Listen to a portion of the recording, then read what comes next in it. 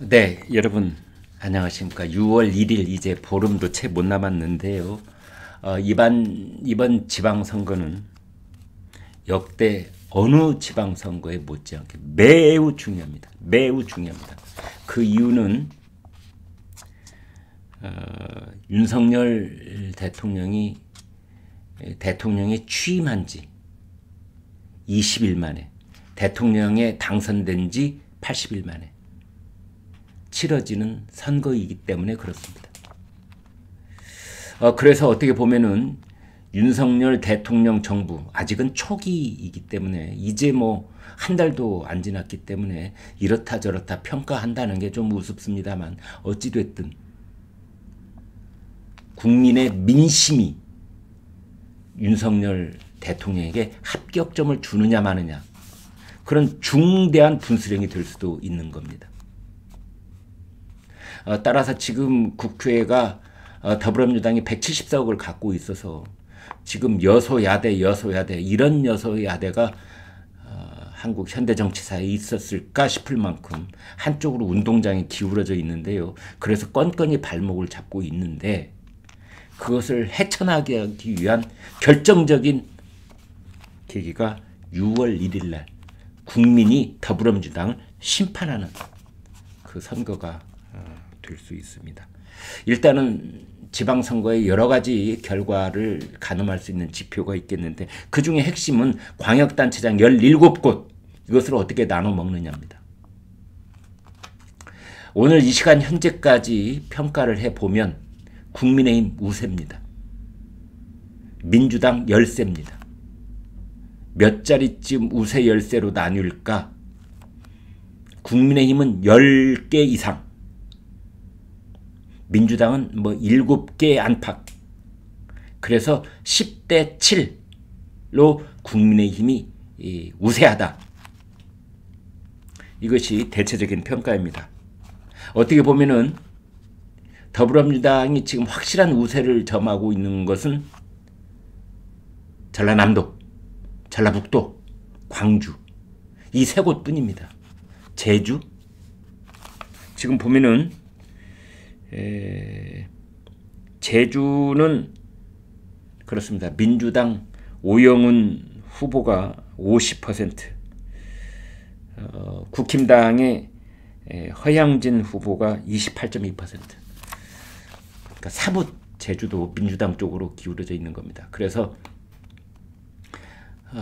이제 광주, 전라남도, 전라북도, 제주 이 네 곳은 더불어민주당이 확실한 우세, 이렇게 볼 수 있는 거고, 나머지 지역은 대부분 다 이제 국민의힘이 우세입니다. 그런데 경합으로 분류를 할 수 있는 곳, 박빙지세를 보이고 있는 곳, 이것이 경기, 인천, 충남, 세종 이 네 곳입니다. 경기, 인천, 충남, 세종. 지금 경기를 먼저 보겠습니다. 경기를 보면은요, 더불어민주당 김동연 38, 김은혜 40, 막상막하죠. 그 다음에 인천을 볼까요? 박남춘 37, 유정복 45. 그래서 국힘의 유정복이 사실은 오차 범위를 살짝 벗어난 우위를 점하고는 있으나 확실한 뭐 더블 스코어의 우위는 아니기 때문에 여기도 경합으로 보는 게 맞을 겁니다. 뒤집힐 수 있는 격차입니다. 충남을 보겠습니다. 충남을 보면은 양승조 46, 김태흠 39, 7%포인트 차이로 민주당이 앞서 있습니다. 그렇지만 여기도 경합지역 이렇게 보는 게 옳을 겁니다. 세종시로 가보면은 여기는 정말 뜨거운 경합인데요. 이춘희 더불어민주당이 42.5, 최민호 국힘당이 42.9. 그래서 뭐 거의 무의미한 격차, 0.4%포인트 차이, 이렇게 지금 보이고 있습니다. 결국은 이런 결론에 도달하게 됩니다. 6월 1일 지방선거, 누가 뭐래도 국민의힘이 확실한 우세다. 확실한 우세다. 지금 상황으로 간다면 약 10대 7 정도로 갈라치기가 되지 않느냐라고 보는데, 그러나 지금 말씀드린 경기, 인천, 세종, 충남을 이 네 곳을 국힘이 다 싹쓸이를 하면, 그러면 국민의힘이 광역단체 17개 중에 그렇습니다. 14개 혹은 13개 이렇게 차지를 하고, 더불어민주당은 4개 차지를 하게 돼서 13대 4가 되는 겁니다. 더불어민주당은 광주, 전남북, 제주 이렇게 4곳, 나머지 13곳은 국민의힘. 이제 이런 뭐 관측도 있는데, 너무 장밋빛 관측을 하다가 나중에 역전당할 수도 있으니까 조심해야죠. 근데 아무튼 이번에 이 지방선거는 첫 번째 요인이 그렇습니다. 윤풍. 윤석열 바람. 3월 9일 대통령 선거 지금 80일 만에 치러지는 6월 1일 지방선거죠. 그 다음에 대통령 취임을 한 이후 20일 만에 치러지는 지방선거입니다. 여기에서 정치적인 어떤 그 에너지의 핵심은 윤석열 대통령인 것입니다. 따라서 윤풍, 윤석열 대통령 바람, 이것이 6월 1일 날 얼마나 불어주느냐. 이게 첫 번째 관건. 두 번째는 이른바 박완주 이펙트. 성범죄.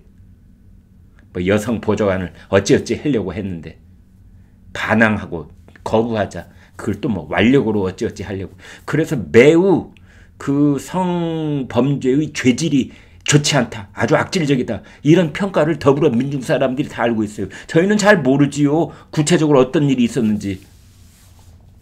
근데 더불어민주당 쪽에서 도저히 용서받을 수 없는 범죄다. 그러고 있는 겁니다. 이 박완주의 지금 유권자들이 학을 떼고 있습니다. 이제 이런 상황 속에서 치러지는 지방선거이기 때문에 그 두 가지.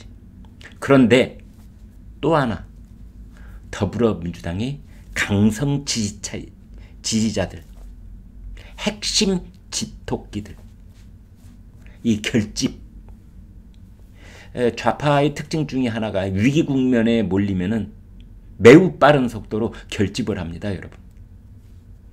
이제 그 결집이 어느 정도 이루어질 것인가가 관건일 수도 있습니다. 왜냐하면 지방선거는 대통령 선거보다 아무래도 투표율이 떨어지거든요. 투표율이 떨어지는 선거에서는 양쪽 진영의 그 지층이 얼마나 결집하느냐가 결정적인 요인이 될 수가 있습니다. 윤석열 대통령 바람이 아무리 불어온다고 한들, 박완주 성범죄가 아무리 악영향을 준다고 한들, 지지자들이 강력하게 결집을 하면은 앞에 있는 두 요인을 뒤집을 수도 있는 겁니다. 그래서 세 가지. 윤풍, 박완주, 지지층 결집. 이제 이 세 가지를 봐야 됩니다. 그런데 아무튼 전체적으로 이제 판세가 변화가 되고 있다 보니까 국민의힘은 목표를 상향 조정하고 있고, 민주당은 약간 하향 조정을 하고 있고, 그런 상황입니다. 괄목할 만한 것은 지금까지 김동연 민주당 후보가 사뭇 앞서 있었는데 그것이 처음으로 역전되기 시작했습니다. 역전.